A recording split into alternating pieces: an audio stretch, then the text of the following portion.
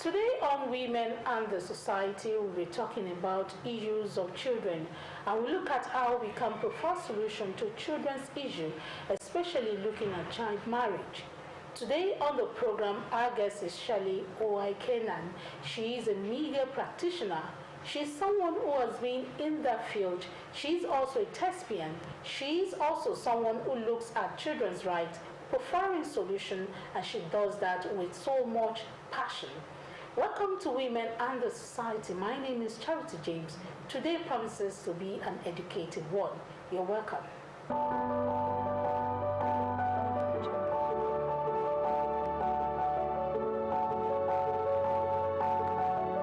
You're welcome to the program, madam.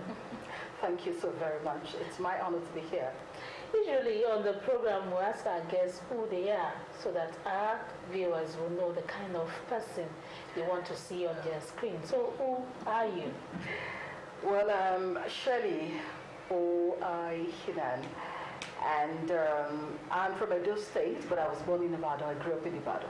All right, so don't be deceived by the name. I speak Yoruba very well. I write it as well with the tonal marks, and I also read it. All right, so more or less, also Yoruba by birth. Ibadan lady. By birth. But then I sing, I act, I talk, but I rather want to put it, I'm a communicator, basically. What does that mean? Well, you know, some would say that she talks, but I don't talk. I communicate. I'm a broadcaster. So being a broadcaster, I'm also a communicator. And also a thespian, I act. I'm also communicating. So everything I do is basically about communication. All right. Now you've not told us about your schools, the schools you went to, how your growing up was like in Ibadan. Where did you grow up in Ibadan? I grew up around Federal Challenge access, and I attended the Verena's Room Primary School, and from there I proceeded to Queen's School Apata in Ibadan. Before going further to Obafemi Awolowo University in Ife, well called Obama University.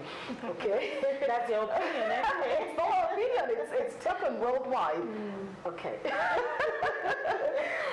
So I studied English from the Faculty of Art, and now I'm into broadcasting and into acting, filmmaking. English, was it your own volition to study English, or someone just pushed you to that course and you got there and you got stopped? Well, I wanted to study law. Okay, but you know, I haven't tried JAM for 5 years and I couldn't hit the mark.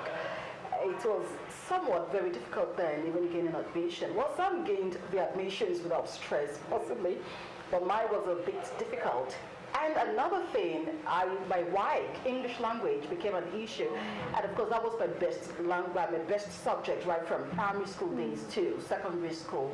So I wouldn't know why I was having issues with English. With English. But then, you know, after striving for 5 years, I still couldn't make the cut back for law. And then my sister was studying English language in OAU at that time. In fact, that was the final year. She said that I should, you know, being the second, my second option. So I had to take that up, and I got in there. I wasn't happy when I got in there because I wanted law. And you know, in the class then you would have law students taking some courses, English courses with us, and you would see them in the black and white, and you know, we felt somewhat intimidated. Okay? But then at a point in time, I had to sit down and then think about my life. And I realized that, right, even growing up, all I wanted to do was communication, newscasting, you know, broadcasting, presenting, and all that stuff. That was all I was doing, even as a child. I would do all that all by myself, you know, with one gilly, and I would sit on my own, reading from newspapers and everything. And that was, you know, it was like an eye-opener for me that, SHIRLEY, have you forgotten? You're studying English. This could be an opportunity for you, because we would also do courses on mass communication. That this is what you've always wanted to do. So why are you bothered about law? And that was when I now realized that, hey, I was even ready for law. I wanted to do it because I thought that people were doing that. I'm not the type who would want to argue about anything.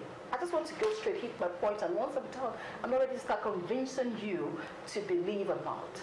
Okay, so obviously, law wasn't even for me.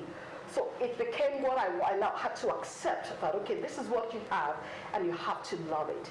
And then when I started doing the courses, after first year, second year, I realized that, and you realized I love this eventually. So it became what I wanted eventually. All right, now, from what you have said, I can deduce something. You said you wanted law. And you eventually went for English. Along the line, you fell in love with English. Yeah. And now you are using the English as so excited about source of income. Now, I'm going somewhere with that. If a parent pushes a child to study the course they don't like, what is the implication? I've had cases of, children who finished from schools and then went back home and presented their certificates to their parents, especially their fathers. But Daddy, you wanted me to study this course, now I'm done. Here is the certificate. Now I want to go pursue my career, what I have always wanted to do. And at that point, they could not even stop them. Okay, because they could make the decision all by themselves. I will always say it, if you see that your child wants something, yes, you can guide that child, but do not push that child into what you want. Because it may not help eventually. Now, apart from wanting to become a broadcaster growing up, I was also into stage plays and the likes. And my mother encouraged me, even growing up. She didn't even know what I was doing, actually. Not that because she understood, but she just noticed that there was something about me. That's your passion. And she encouraged me. Till date, she's still encouraging me. So for me, I will advise parents not to do that, okay? Just allow your child. Get to know who your child is, what tickles your child's fancy, what your child is interested in. And even if the child is not even understanding what he or she is doing at that time, you can try and guide them into becoming who they should really be. All right, so pushing them into what you want is not always the best option. Well, eventually they may be able to go through. Some never finished. Some actually dropped out of schools because they couldn't cope with the courses. But then, for those who were able to, well, kudos to them, reach them success.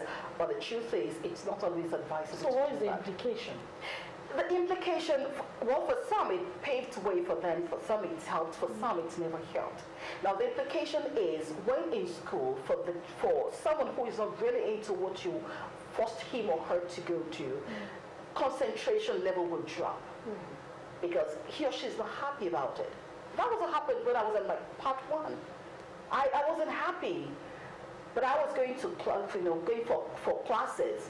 Because I'm principled enough to, I got in at the age of 23, 24, so I was mature enough to know that I would need to go to classes. But I was going to classes not because I was happy about it. It was until my second year that was when I had to, and I started seeing things differently that, okay, this is it. This is what you should actually be doing. And I had to accept it and then became more, active and alive about it. But some never experienced that, and some went through pains and emotional trauma pains all through until they finished. Some came out with poor grades and all that. Okay, so it's always very so heavy on children or on whoever is forced to go to whatever it is they do not want to do. All right, thank you. Have you encountered any challenge that the basis was that you are a woman? No. Okay. Now, the way I view life, I don't even allow anybody to push me around. I've always had a mind of my own. Even as a child, I had a mind of my own. I grew up knowing what I wanted and what I did not want. So if I mean yes, it is yes. When I say no, it is no. If I'm allowing anything, it's a choice I'm making, not because you cajoled me or you made me to just accept that.